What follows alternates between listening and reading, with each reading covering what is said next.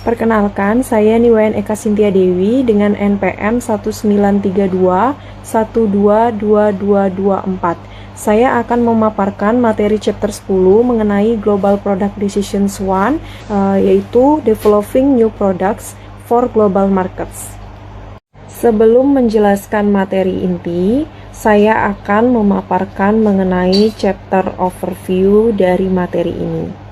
Yang pertama yaitu akan membahas mengenai Global Product Strategies. Kemudian yang kedua akan membahas mengenai Standardization versus Customization. Dan chapter yang ketiga yaitu akan membahas mengenai Multinational Diffusion. Dan yang keempat akan membahas mengenai Developing New Products for Global Markets. Dan yang terakhir yaitu mengenai Truly Global Product Development. Landasan program bauran pemasaran global adalah serangkaian keputusan kebijakan produk yang harus selalu dirumuskan oleh suatu perusahaan multinasional atau yang sering dikenal dengan istilah MNC. Kisaran pertanyaan kebijakan produk yang perlu ditangani sangatlah membingungkan, terutama seperti produk baru apa saja yang harus dikembangkan untuk pasar, kemudian produk apa saja yang harus ditambahkan, dihapus atau dimodifikasi untuk lini produk di masing-masing negara tempat perusahaan beroperasi. Kemudian nama merek apa yang harus digunakan. Kemudian bagaimana seharusnya produk itu dikemas, dan pertanyaan lainnya. Nah, pertanyaan tersebut jelaslah seorang manajer produk harus mampu bertanggung jawab atas lini produk perusahaan multinasional yang cocok untuk mereka. Beberapa perusahaan hanya mengadopsi produk atau kebijakan komunikasi yang sama yang digunakan di dalam pasar dalam negeri mereka sebagai perpanjangan strategi komunikasi atau produk lokal mereka ke pasar luar negeri. Perusahaan lain lebih memilih untuk menyesuaikan strategi mereka dengan pasar lokal. Strategi ini memungkinkan perusahaan untuk memenuhi kebutuhan dan keinginan pelanggan asingnya. Alternatif lainnya yaitu dengan mengadopsi penemuan strategi di mana produk dirancang dari awal untuk pasar global, menggunakan kerangka ekstensi atau adaptasi atau penemuan untuk keputusan produk dan komunikasi. Opsi strategis yang pertama yaitu berkaitan dengan Product and Communication Extension, yaitu Dual Extension atau perpanjangan ganda. Pada suatu ekstrim, perusahaan mungkin memilih untuk memasarkan produk standar menggunakan strategi komunikasi yang seragam. Pendatang awal di arena global sering memilih pendekatan ini. Begitu juga dengan perusahaan kecil yang dengan memiliki sumber daya sedikit biasanya lebih memilih opsi ini. Bagi mereka, potensi hasil dari produk yang disesuaikan dan atau kampanye iklan biasanya tidak membenarkan biaya adaptasi tambahan. Dual extension atau perpanjangan ganda mungkin juga berfungsi ketika perusahaan menargetkan segmen global dengan kebutuhan serupa. Upaya pemasaran BlizzTech untuk produk senama di Eropa adalah contoh yang khas. Produknya berupa lip balm yang menawarkan kebutuhan yang sama di setiap pasar Eropa yang berbeda. Kemudian pada tahun 1995, BlizzTech menjalankan kampanye iklan Eropa yang seragam dengan menggunakan penentuan posisi yang identik, yaitu Care to Cure dengan tema iklan di seluruh negara. Secara umum, kebijakan produk standar yang digabungkan dengan strategi komunikasi yang seragam akan menawarkan penghematan yang besar dari skala ekonomi. Strategi ini pada dasarnya didorong oleh produk daripada didorong oleh market.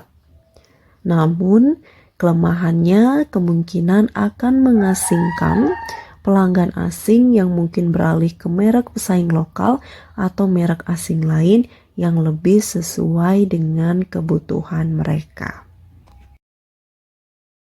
Selanjutnya, saya akan memaparkan mengenai Global Product Strategies yang kedua, yaitu Product Extension Communication Adaptation. Oleh karena perbedaan dalam lingkungan budaya atau persaingan, produk yang sama sering digunakan untuk menawarkan manfaat atau fungsi yang secara dramatis berbeda dari yang ada di dalam pasar dalam negeri.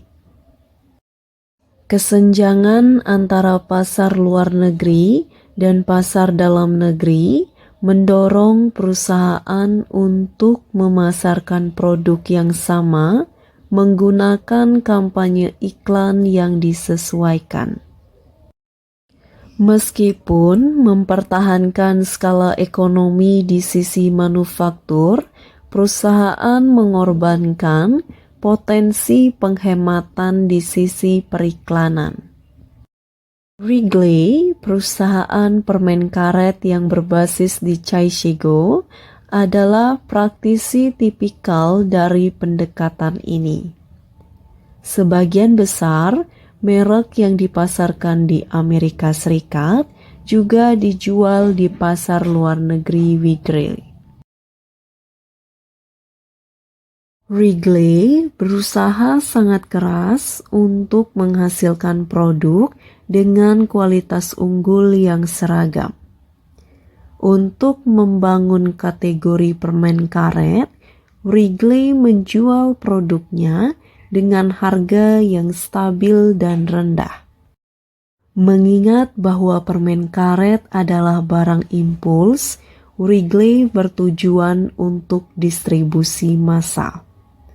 Perusahaan melihat peluang untuk menjual produknya di setiap tempat di mana uang berpindah.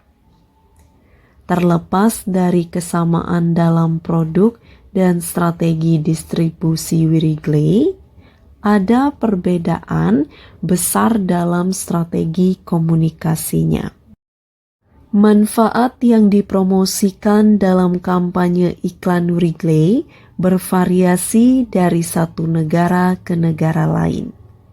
Contohnya, di Amerika Serikat, Wrigley telah memanfaatkan peraturan merokok dengan mempromosikan permen karet sebagai pengganti merokok. Sedangkan di beberapa negara Eropa, iklan Wrigley menonjolkan manfaat gigi dari permen karet. Selanjutnya, saya akan memaparkan mengenai Global Product Strategies yang ketiga, yaitu mengenai Product Adaptation Communication Extension. Suatu perusahaan mungkin mengadaptasi produk mereka, akan tetapi memasarkannya menggunakan strategi komunikasi standar. Keadaan pasar lokal sering mendukung kasus adaptasi produk. Alasan lain untuk adaptasi produk bisa menjadi strategi ekspansi perusahaan.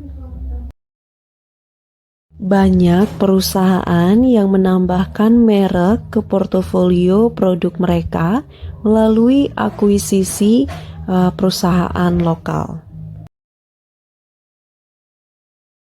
Berikutnya, saya akan memaparkan mengenai Global Product Strategies yang keempat, yaitu Product and Communication Adaptation Dual Adaptation atau adaptasi ganda.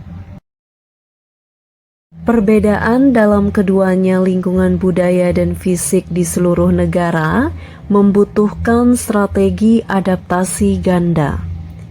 Dalam keadaan seperti itu, adaptasi produk perusahaan dan strategi komunikasi adalah pilihan yang paling layak untuk ekspansi internasional. Contohnya, pada produk Slim Fast mengadaptasi iklan dan produk yang mematuhi berbagai peraturan pemerintah untuk produk penurun berat badan.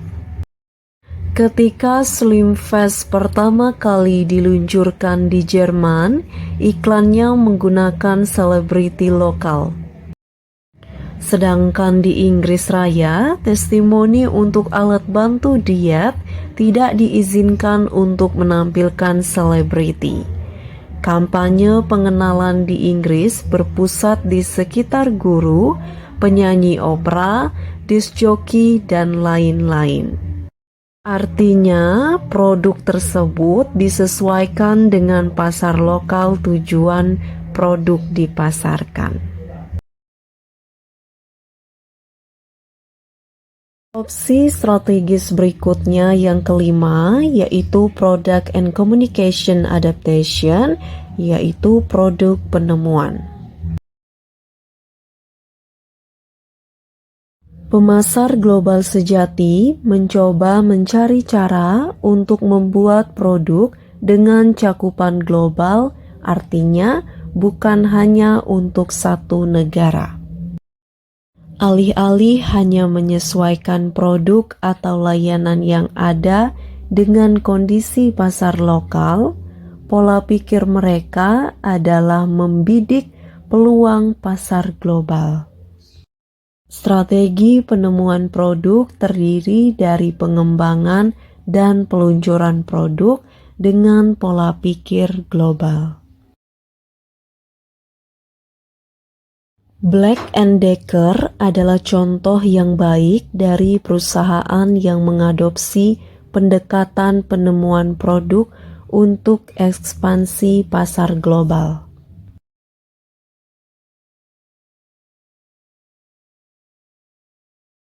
Salah satu inovasi produk yang muncul dari pendekatan perencanaan produk global adalah Center Flexible Snake Light.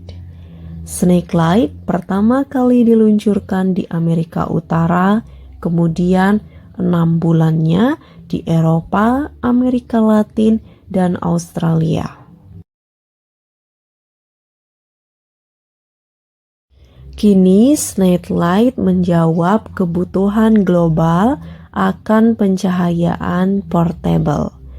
Snake Light terbukti menjadi hits atau terkenal secara besar di seluruh dunia.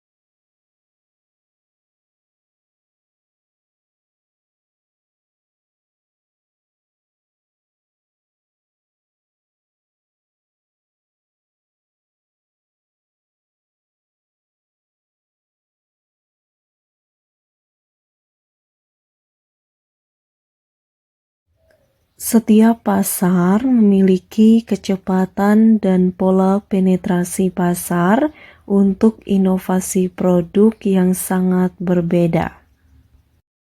Tidak jarang, produk-produk baru yang secara fenomenal sukses di satu negara atau wilayah ternyata gagal di pasar lain. Contohnya yaitu konsol video game Xbox Microsoft yang pertama kali dirilis di Amerika Serikat pada November 2001 dan kemudian di Jepang pada Februari 2002 dan Eropa pada Maret 2002. Meskipun penjualan Xbox sangat mengesankan di Amerika Serikat, penjualan jauh di bawah ekspektasi di pasar Jepang dan Eropa.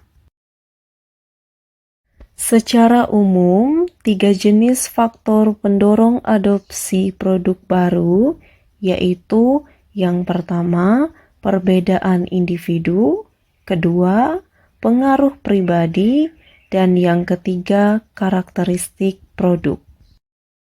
Early adopters itu sangat ingin bereksperimen dengan ide atau produk yang baru. Sedangkan pengadopsi yang terlambat mengambil sikap menunggu dan hanya melihat. Early adopters atau pengadopsi awal memiliki sifat yang berbeda dalam hal ciri-ciri sosial ekonomi, baik itu pendapatan, pendidikan, status sosial, kepribadian, dan perilaku komunikasi. Peran penting juga dimainkan oleh pengaruh pengadopsi sebelumnya. Penyebaran dari mulut ke mulut oleh pengadopsi sebelumnya seringkali memiliki dampak yang lebih signifikan pada keputusan adopsi daripada faktor non-pribadi seperti iklan media. Untuk banyak kategori produk, tekanan teman sebaya juga akan sering menentukan apakah dan kapankah seseorang akan mengadopsi suatu inovasi. Nah, 5 karakteristik produk merupakan kunci dari faktor pendorong adopsi suatu produk baru.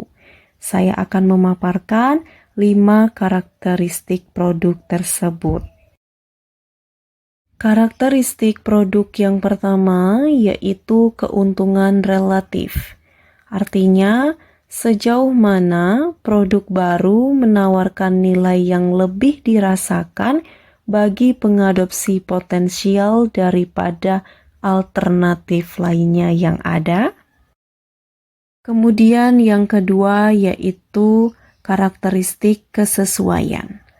Apakah produk tersebut konsisten dengan nilai dan sikap individu dalam sistem sosial yang ada? Kemudian, apakah ada biaya peralihan yang mungkin ditanggung orang jika mereka memutuskan untuk mengadopsi inovasi tersebut? Kemudian, karakteristik produk yang ketiga yaitu kompleksitas. Hal ini berarti apakah produk tersebut mudah dipahami dan mudah digunakan? Selanjutnya yang keempat yaitu triabilitas. Artinya, apakah prospek dapat mencoba produk secara terbatas? Kemudian yang kelima yaitu observabilitas. Artinya, seberapa mudah bagi calon pengadopsi untuk mengamati hasil atau manfaat dari inovasi yang dilakukan? Bisakah manfaat ini dengan mudah dikomunikasikan? Variabel-variabel tersebut merupakan 5 karakteristik yang dapat digunakan untuk memprediksi pola penetrasi produk baru. Namun, di samping itu ada juga hal yang perlu digarisbawahi bahwasanya komunikasi yang mengarah pada transfer ide cenderung lebih mudah bila terjadi antara individu yang memiliki pola pikir budaya sama. Oleh karena itu, tingkat adopsi untuk produk baru di negara-negara dengan populasi homogen, misalnya Jepang, Korea Selatan, dan Thailand, biasanya lebih cepat daripada di negara-negara dengan budaya yang sangat beragam. Ketika produk baru diluncurkan pada interval waktu yang berbeda, akan ada negara-negara memimpin di mana ia pertama kali diperkenalkan dan negara tertinggal yang dimasukkan kemudian. Secara umum, tingkat adopsi tampaknya lebih tinggi di negara-negara tertinggal daripada di negara-negara terdepan. Pengadopsi potensial di negara-negara tertinggal memiliki lebih banyak waktu untuk memahami dan mengevaluasi atribut yang dirasakan inovasi daripada rekan-rekan mereka di negara-negara terdepan. Selain itu, seiring waktu, kualitas produk cenderung meningkat dan harganya biasanya turun karena skala ekonomi. Satu studi penelitian yang mengamati pola penetrasi barang tahan lama konsumen di Eropa mengidentifikasikan 3 karakteristik negara lain yang relevan. Variabel pertama adalah kosmopolitanisme. Kosmopolitan adalah orang-orang yang melihat melampaui lingkungan sosial terdekat mereka. Sementara penduduk setempat lebih berorientasi pada sistem sosial langsung mereka. Semakin kosmopolitan penduduk negara tersebut, semakin tinggi kecenderungannya untuk berinovasi. Ciri negara kedua yaitu diberi label mobilitas.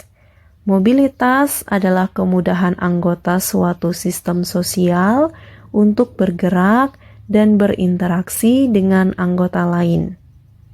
Hal ini ditentukan oleh infrastruktur negara.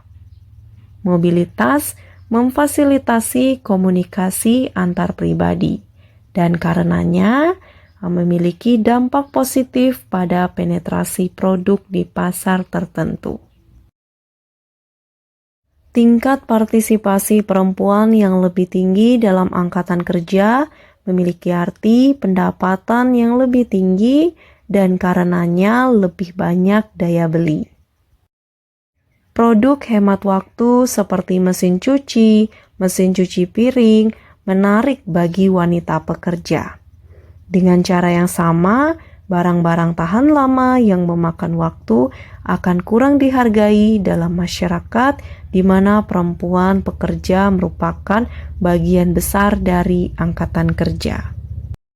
Studi lain meneliti difusi 6 produk di 31 negara berkembang dan maju di seluruh dunia. Temuan kuncinya adalah bahwa negara berkembang cenderung mengalami tingkat adopsi yang jauh lebih lambat daripada negara maju. Salah satu metrik yang berguna untuk mencirikan lepas landas produk baru adalah waktu lepas landas. Waktu lepas landas merupakan periode dari peluncuran produk baru di pasar negara tertentu hingga lepas landasnya suatu produk. Lepas landas menandai titik balik antara pengenalan dan tahap pertumbuhan dari siklus hidup produk. Baru-baru ini, penelitian melihat waktu lepas landas untuk 16 produk baru di 31 negara. Rata-rata waktu lepas landasnya untuk di seluruh kategori produk berkisar dari 5,4 tahun untuk di Jepang hingga 13,9 tahun untuk di China dan Vietnam. Penelitian yang dilakukan oleh Tellis dan rekan-rekannya menawarkan wawasan sebagai berikut. Yang pertama, time to take off atau waktu lepas landas menurun selama bertahun-tahun. Misalnya, waktu lepas landas untuk produk komunikasi turun dari 8,6 tahun untuk ponsel menjadi 3,4 tahun untuk broadband. Kemudian yang kedua yaitu perbedaan negara sangatlah kuat. Negara-negara baru berkembang misalnya Korea Selatan di Asia menunjukkan waktu lepas landas yang lebih cepat daripada negara-negara Eropa yang sudah mapan, misalnya Prancis. Pasar negara berkembang misalnya China, India, dan Filipina masih jauh tertinggal dari negara lain. Yang ketiga, yaitu baik perkembangan ekonomi maupun perbedaan budaya menjelaskan variasi lintas negara dalam waktu take off. Tingkat kolektivisme yang tinggi, jarak kekuasaan, dan religiusitas dikaitkan dengan waktu lepas landas yang lebih lama. Yang keempat, yaitu lepas landas untuk produk yang menyenangkan, misalnya pemutar CD, ponsel, kamera digital, jauh lebih cepat daripada produk kerja, misalnya peralatan dapur. Yang terakhir, probabilitas lepas landas di negara target meningkat dengan lepas landas sebelumnya di negara lain. Topik selanjutnya yang akan saya paparkan yaitu mengenai developing new products for global markets atau yang dikenal dengan istilah mengembangkan produk baru untuk pasar global.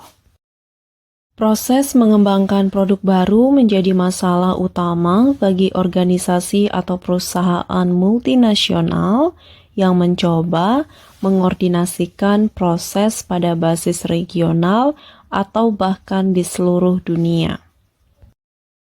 Pengembangan produk baru merupakan usaha yang memakan waktu dan mahal dengan tantangan yang luar biasa. Pengembangan produk baru di pasar global, yang pertama hal yang perlu dilakukan yaitu dengan mengidentifikasi ide produk baru. Setiap produk baru dimulai dengan sebuah ide. Sumber untuk ide produk baru merupakan hal yang bermacam-macam. Perusahaan dapat memanfaatkan salah satu dari apa yang disebut dengan 4P. P yang pertama yaitu perusahaan, P yang kedua yaitu pelanggan, yang ketiga persaingan, dan yang keempat yaitu pemasok atau distribusi. Tentu saja banyak produk baru yang sukses berawal dimulai dari laboratorium R&D. Sumber internal lainnya termasuk tenaga penjualan, karyawan, dan peneliti pasar. Perusahaan multinasional sering memanfaatkan pengetahuan global mereka dengan mentransplantasikan ide produk baru yang berhasil di satu negara ke pasar lain. Saat ini banyak multinational company yang membuat struktur organisasi untuk mendorong pengembangan produk global ataupun regional.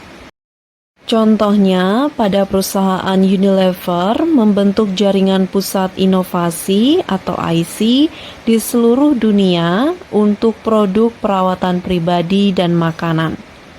Setiap unit IC terdiri dari pemasaran, biro iklan, dan orang-orang teknis yang dipimpin oleh ketua perusahaan dari anak perusahaan negara tempat IC berada.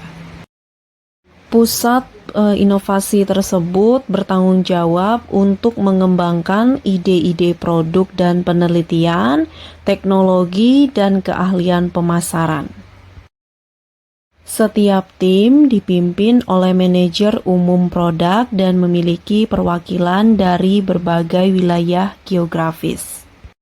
Charter dari tim ini adalah mengembangkan produk baru dengan tingkat kesamaan yang tepat dan jumlah yang tepat dari keunikan pasar lokal.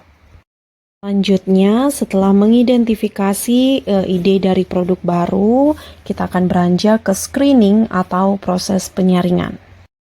Setelah ide-ide produk baru telah diidentifikasi, selanjutnya yaitu proses screening dengan tujuan untuk menyingkirkan ide-ide produk yang dengan sedikit potensi. Proses penyaringan ini dapat berbentuk model penilaian formal. Salah satu contoh model penilaian adalah New Prod yang didasarkan pada hampir 200 proyek dari 100 perusahaan. Setiap proyek dinilai oleh manajer pada sekitar 50 kriteria penyaringan dan dinilai lagi dari segi keberhasilan komersialnya. Menurut model New Prod, faktor keberhasilan yang paling penting adalah keunggulan produk. Keunggulan produk pesaing, kualitas lebih tinggi, dan fitur yang unik diikuti oleh kesesuaian yang baik antara persyaratan proyek dan sumber daya atau keterampilan perusahaan serta kebutuhan pelanggan. Sebuah studi penelitian skala besar yang dilakukan oleh para peneliti di University of North Carolina melihat pendorong utama penerimaan konsumen tahun pertama yaitu kemasan baru. Para peneliti menganalisis database yang mencakup 301 produk baru yang diluncurkan di Jerman, Inggris, Prancis, dan Spanyol. Adapun beberapa temuannya meliputi penerimaan konsumen lebih besar ketika produk diperkenalkan oleh merek dengan kekuatan pasar yang lebih besar. Misalnya dukungan pasar, cakupan distribusi, jumlah dan kualitas ruang rak, dan ketika dipasarkan sebagai perluasan merek. Karakteristik konsumen juga penting. Penerimaan lebih tinggi di antara konsumen yang lebih cenderung membeli produk baru, konsumen yang lebih muda, dan rumah tangga yang lebih besar. Untuk menilai daya tarik konsep produk, perusahaan sering mengandalkan diskusi kelompok terfokus. Kelompok fokus adalah sekelompok kecil calon pelanggan, biasanya dengan satu moderator. Anggotanya mendiskusikan suka dan tidak suka produk yang diusulkan dan penawaran pesaing saat ini. Hasil pengujian konsep produk harus diperlakukan dengan tingkat kehati-hatian yang sama tinggi. Setelah melakukan proses screening, selanjutnya yaitu tes marketing atau uji pemasaran. Pada dasarnya, uji pemasaran merupakan eksperimen lapangan di mana produk baru dipasarkan di kota-kota tertentu untuk menilai potensi penjualannya dan skor ukuran kinerja lainnya. Dalam artinya, pasar uji coba atau uji pemasaran ini merupakan suatu gladi bersih sebelum peluncuran produk. Ada beberapa alasan mengapa perusahaan ingin menjalankan tes marketing sebelum peluncuran produknya. Hal ini memungkinkan mereka untuk membuat proyeksi pangsa pasar, volume penjualan, dan penetrasi produk baru yang cukup akurat. Terlepas dari kelebihan tes marketing tersebut, tes marketing juga memiliki beberapa kekurangan. Hasil tes marketing bisa saja menyesatkan. Mungkin sulit juga untuk meniru kondisi pasar pengujian dengan peluncuran yang sebenarnya. Selain itu, bisa juga ada masalah strategis di mana tes marketing mungkin memperingatkan pesaing perusahaan, dan dengan demikian perusahaan tersebut dapat mendahului mereka. Mengingat kelemahan tersebut, multinational company sering memilih untuk melewatkan tahap tes marketing. Sebaliknya, mereka menggunakan simulasi pasar atau segera meluncurkan produk baru.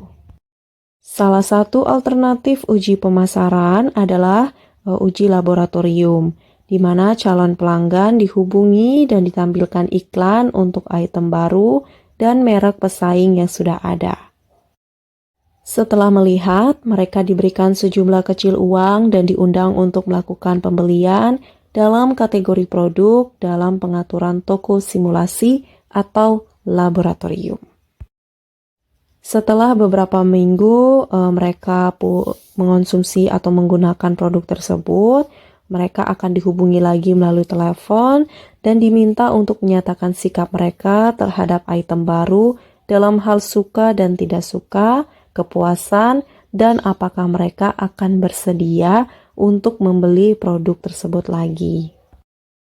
Meskipun prosedur tersebut relatif murah, namun tetap masih memberikan wawasan berharga mengenai kemungkinan tingkat pembelian berulang, penggunaan, dan kepuasan pelanggan untuk produk baru, serta sensitivitas harga dan efektivitas sampling.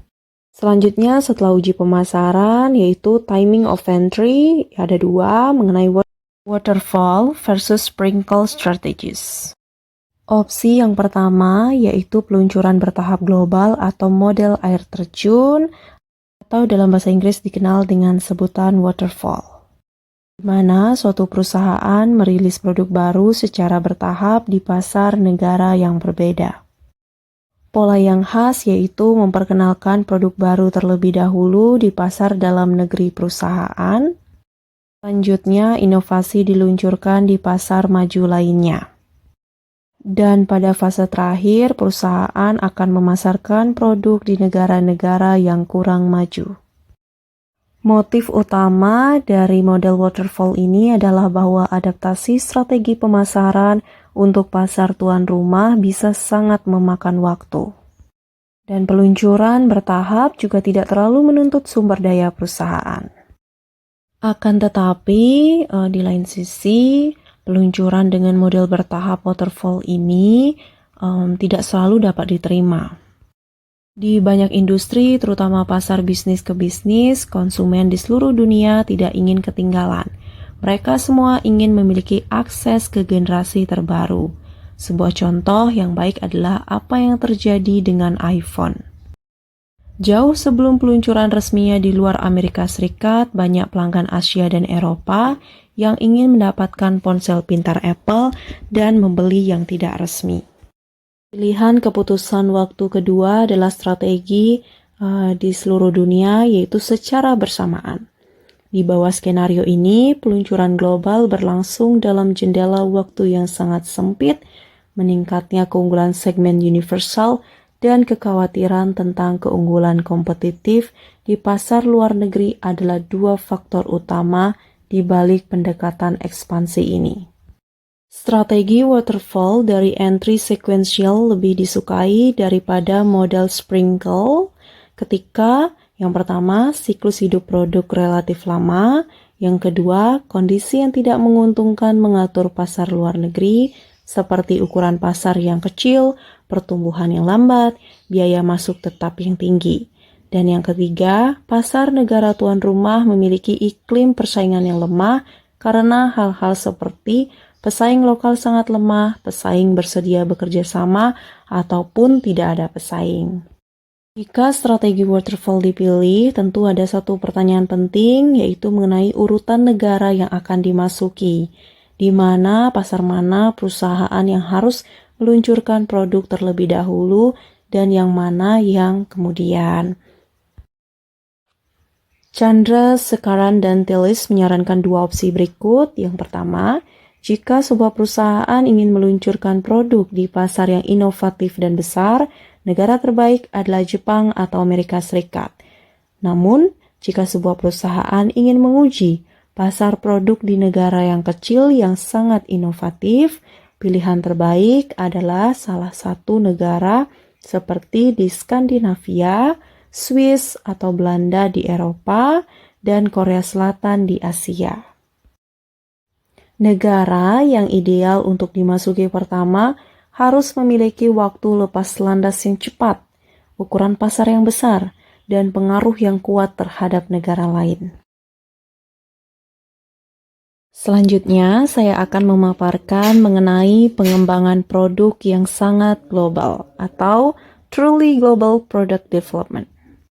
Sejumlah perusahaan memiliki pusat penelitian yang tersebar di seluruh dunia.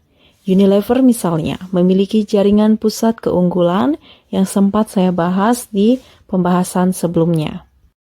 Perusahaan semacam tersebut menggunakan jaringan tim pengembangan produk lintas fungsi yang tersebar di seluruh dunia.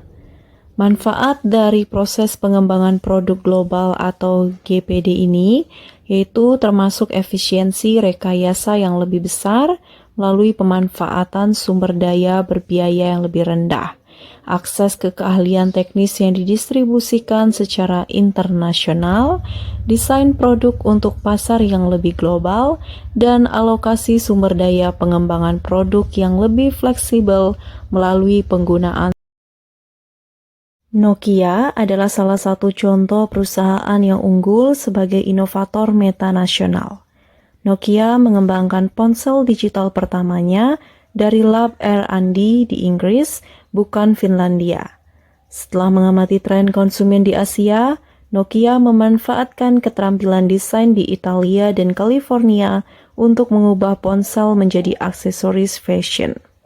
Nokia memperoleh pengalaman dari Jepang dalam miniaturisasi dan antarmuka pengguna yang ditingkatkan. Menyadari potensi telepon seluler untuk menggantikan komunikasi saluran tetap di Cina dan India, Nokia melihat Asia untuk keterampilan untuk menurunkan biaya produksi. Untuk memanen manfaat inovasi metanasional, suatu perusahaan harus mengejar 3 hal. Yang pertama yaitu prospecting, yaitu menemukan pengetahuan baru yang berharga dari seluruh dunia. Agar ini efektif, perusahaan harus tetap berpikiran terbuka tentang di mana pengetahuan dapat ditemukan. Kemudian yang kedua yaitu assessing atau penilaian. Menentukan jejak yang optimal yaitu jumlah dan penyebaran sumber pengetahuan. Dalam hal jumlah sumber pengetahuan, perusahaan menghadapi trade-off antara peningkatan peluang mengembangkan produk baru dan peningkatan biaya integrasi. Dan manfaat yang ketiga dari inovasi metanasional yaitu mobilizing atau mobilisasi. Untuk memanfaatkan manfaat inovasi global, perusahaan harus menemukan cara untuk memobilisasi kantong pengetahuan yang telah didapat. Misalnya cetak biru teknis, paten, peralatan, pengetahuan pasar. Strategi optimal untuk memobilisasi pengetahuan tergantung pada jenis, sederhana atau kompleksnya, dan sifat dari teknis dan pasar dari pengetahuan yang terlibat. Demikian pemaparan materi yang dapat saya sampaikan. Semoga dapat dipahami. Terima kasih atas atensinya.